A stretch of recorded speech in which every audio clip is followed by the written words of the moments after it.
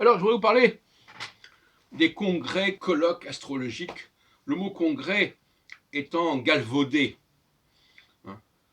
Les réunions d'astrologie aujourd'hui ne sont pas ni des congrès, ni des colloques. Ce sont des exposés successifs.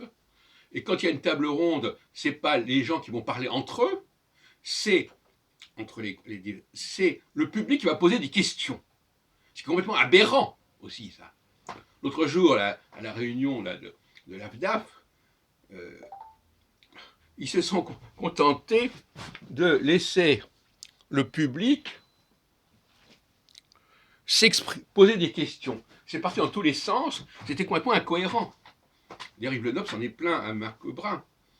Donc, effectivement, un colloque, mais je reconnais que ça ne se pratique pas, que ce soit à Lyon ou à Bordeaux, on ne sait pas faire discuter les astrologues entre eux. Alors on demande à la salle de poser des questions comme ça. C'est pas sérieux. Et la grande période, l'âge d'or des congrès astrologiques, c'était pas du tout ça. D'abord, il n'y avait pas de public d'étudiants en astrologie. Nous avions effectivement une école d'astrologie, mais l'école d'astrologie n'était pas le public de nos congrès d'astrologie. C'était pas la même chose, c'était pas le même niveau. Parce que dans une école d'astrologie, on présente un certain savoir qu'il faut acquérir. On ne va pas commencer à poser des questions du genre « Ah oui, mais est-ce que c'est vraiment comme ça ?» ou « On n'est pas d'accord sur ce point, etc. » Donc, on ne peut pas mélanger l'enseignement et la recherche. Ce n'est pas possible. Et j'aimerais qu'à l'avenir, on revienne à l'époque, jusqu'en 95 à peu près, ou en 2004, puisqu'on a eu un grand congrès en 2004, où les gens discutent entre eux, les astrologues discutent entre eux. Le congrès de 2004, qui avait rassemblé près d'une centaine de personnes, ce n'était que des astrologues, ce n'était que des spécialistes, ce n'était pas des gens qui voulaient apprendre l'astrologie. Ces gens-là, ils n'étaient même pas déplacés, ces gens-là. Alors là, on fait un congrès d'astrologie avec 6 intervenants. Et dans la salle, il n'y a quasiment pas d'astrologues en plus.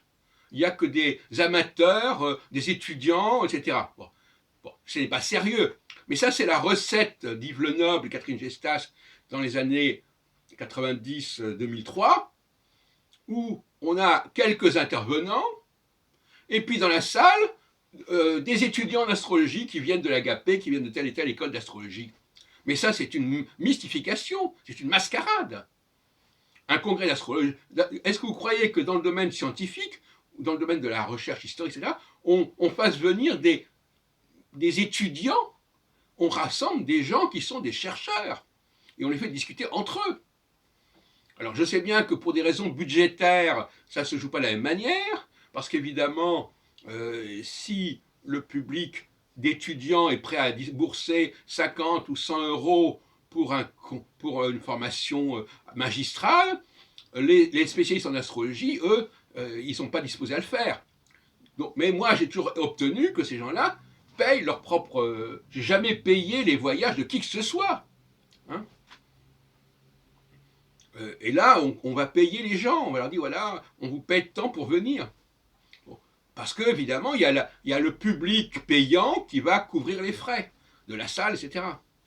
Donc, on est dans une sorte d'engrenage, de cercle vicieux budgétaire qui fait qu'on va inviter peu d'intervenants et qu'on va essayer d'avoir un maximum d'étudiants en astrologie, mais ça n'est pas ça qui va faire quelque chose de valable. Ce n'est pas la bonne recette.